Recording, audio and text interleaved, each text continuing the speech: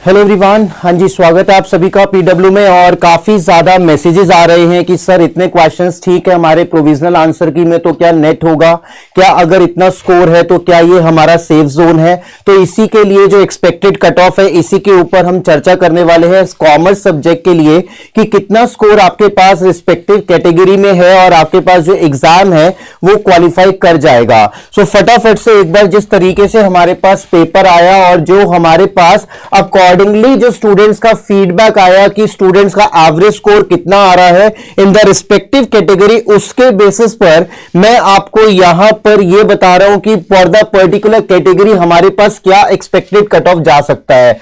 और ये कहीं ना कहीं आपको सेम उसी से ही मिलता जुलता दिखेगा जो मैंने लास्ट क्लास आपके साथ करी थी। मैंने आपको नेट की रेंज बताई थी 55 to 58 59% for the general category. अगर आप देखेंगे अभी भी हम ऑलमोस्ट वहीं पर हैं और पेपर का जो हम ट्रेंड देख रहे हैं उसमें तो हमें चेंज देखने को मिला ही मिला है, बट स्टिल जो स्टूडेंट्स के फीडबैक आ रहे हैं, अगर हम ऑन एन एवरेज की बात करें तो जो रेंज हमारे पास आ रही है मैक्सिमम स्टूडेंट्स की, वो हमारे पास आ रही है that is from the 78 questions to 89-90 questions.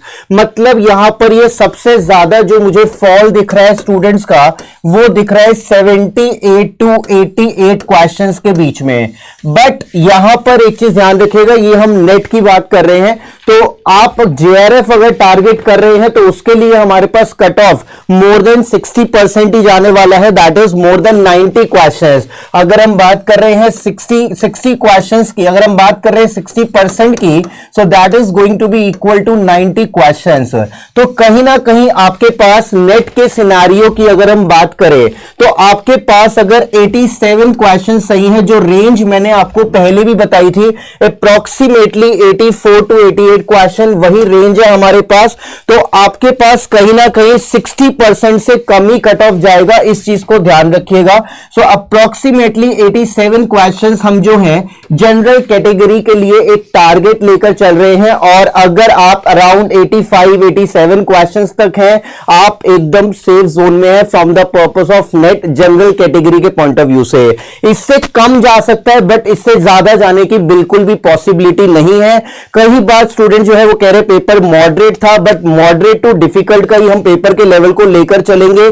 Previous year से कंपेयर करेंगे तो कंपैरेटिवली हमारे पास ट्रेंड ऑब्वियसली थोड़ा सा डिफरेंट ही था।